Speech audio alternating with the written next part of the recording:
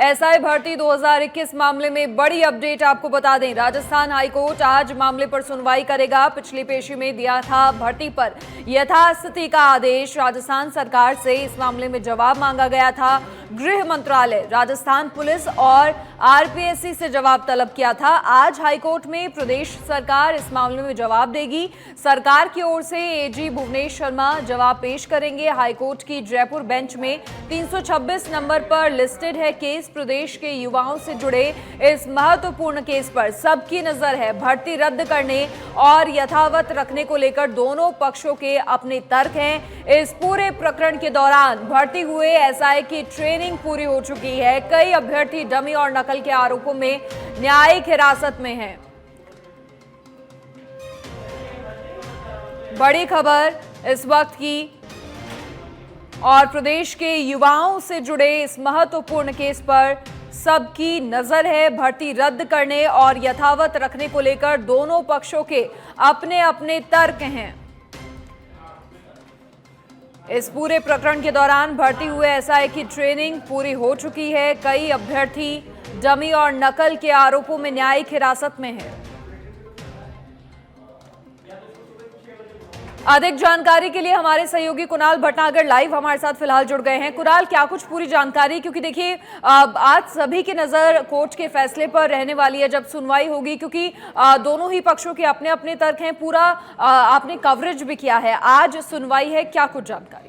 देखिए मनीषा, आपको बता दें कि क्योंकि इससे पहले जब सुनवाई हुई थी तो उसमें जो है जवाब तलब किया गया था गृह विभाग से, पुलिस से और इसके अलावा आरपीएससी से, जिस संस्था ने इस परीक्षा का आयोजन करवाया था। तो आज जो है सरकार की तरफ से डबल एजी जो है भुवनेश शर्मा जी हैं, वो इसमें जो है सरकार की तरफ से पेश हो रहे हैं और अब से कुछ देर बाद जो है इस पर सुनवाई होनी है। अब क्या वो जवाब पेश करते हैं या जवाब पेश करने के लिए समय मांगते हैं, ये जो है देखने वाली बात होगी। क्योंकि जिस तरह से इस भर्ती प्रक्रिया में बड़े स्तर पर फर्जीवाड़ा हुआ तो उसमें जो वंचित अभ्यर्थी रह गए, जिनका चयन फर्जीवाड़े के कारण नहीं हुआ, तो उसमें एक कैलाश चंद थे जिन्होंने इस जो है याचिका लगाई थी और याचिका पर सुनवाई हुई।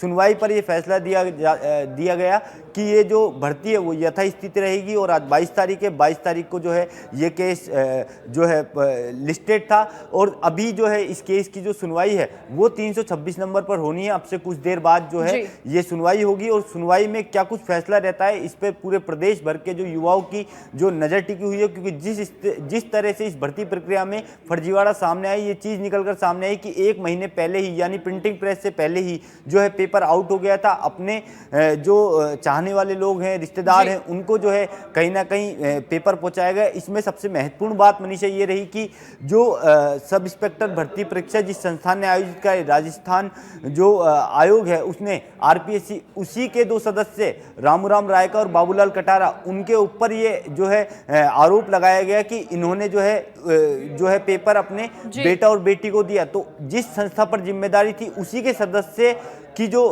भूमिका है इसमें सामने आई। तो इससे जो है जो पेपर है उसकी शुचिता पर जो है सवाल उठा। इसके अलावा एसओजी ने इस पूरे मामले पर जांच की, क्योंकि एसओजी के द्वारा जो है सरकार को पहले ही इस संदर्भ में लेटर लिख दिया गया है कि इस जो भर्ती परीक्षा में बड़े स्तर पर फर्जीवाड़ा हुआ है, इसको रद्द कर देना चाहिए। इसके अलावा 199 पेजों की जो चार्जशीट पेश की गई है कोर्ट में, उसमें बाकायदे ये चीज़ लिखी है कि जो परीक्षा है उसकी पूर्ण रूप से जो शुचिता है वो भंग हो चुकी है, इसलिए हो चुकी है, इस चीज का जो है जिक्र है। इसके अलावा अब वो 8 लाख अभ्यर्थी जो इस भर्ती परीक्षा में बैठे थे, लेकिन उनका चयन इस भर्ती में बड़े स्तर पर फर्जीवाड़े और पेपर लीक के कारण नहीं हो पाया। वो जो है कोर्ट की तरफ उन्होंने देखा और कोर्ट में याचिका दाखिल की और उन पर सुनवाई हुई। और क्योंकि अब से कुछ देर बाद इस पूरे मामले पर जो है देखने वाली बात होगी क्या फैसला आता है, क्या सरकार इसमें जवाब पेश करती है या फिर कुछ समय जो है मांगा जाता है।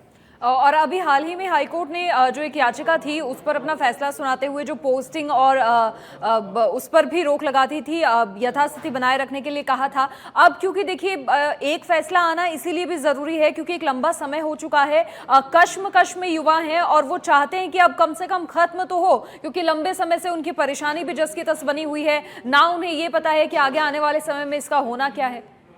कि जो प्रदेश के युवा हैं उनकी नज़र सरकार के ऊपर थी कि सरकार इस भर्ती प्रक्रिया पर कोई फैसला लेगी, लेकिन सरकार ने इस भर्ती को लेकर जो है एक कमेटी का गठन किया। कमेटी ने जो है अपनी रिपोर्ट भी सरकार को सौंप दी, लेकिन किन्हीं कारणों से अभी वो रिपोर्ट जो है सार्वजनिक नहीं हुई और कैबिनेट की बैठक जो है एक 13 अक्टूबर को होनी थी और एक अभी 20 नवंबर को जो है होनी थी। तो प्रदेश के युवाओं को ये उम्मीद थी कि कैबिनेट की बैठक हो तो इस भर्ती पर कोई फैसला हो, लेकिन जब जब इस भर्ती परीक्षा पर फैसले की बात होती है तब तब जो है कैबिनेट बैठक जो है ये आगे खसक जाती है। अब ये संजोग है या क्या है इसके बारे में तो हम कुछ ज़्यादा नहीं कहना चाहेंगे, लेकिन आपको बता दें कि सरकार ने इसमें जो कमेटी गठित की थी जिसके संयोजक जो है जोगाराम पटेल को बनाया गया था और इसके अलावा 5 अन्य मंत्री जो सरकार की कैबिनेट में शामिल हैं, उन्होंने इस भर्ती प्रक्रिया में उस हर पक्ष को सुना जो इस भर्ती से संबंधित है। एसओजी को सुना, जो यथावत रखने की मांग कर रहे हैं उनको सुना, जो रद्द करने की मांग कर रहे हैं इसको सुना, जो महाधिवक्ता हैं उनकी राय इस भर्ती प्रक्रिया पर ली गई और उसके बाद एक विस्तृत रिपोर्ट जो है पूरा कि इस भर्ती को क्या करना चाहिए, रद्द करना चाहिए, यथावत रखना चाहिए, इसको लेकर एक तथ्यात्मक रिपोर्ट जो है वो सरकार को सौंप दी है। सरकार क्योंकि अब इस पे सरकार को डिसीजन लेना है, लेकिन अब क्योंकि पूरा मामला जो है कोर्ट पहुंच गया और अब कोर्ट को जो है सरकार को जवाब देना है, तो आज सरकार क्या जवाब देती है या समय और मांगती है, ये देखने वाली बात होगी। बहुत शुक्रिया कुणाल तमाम जानकारी साझा करने के लिए आपका। तो आज हाईकोर्ट में सुनवाई होगी और दोनों ही पक्षों के अपने अपने तर्क हैं। सरकार की ओर से एएजी भुवनेश शर्मा की ओर से जवाब पेश किया जाएगा।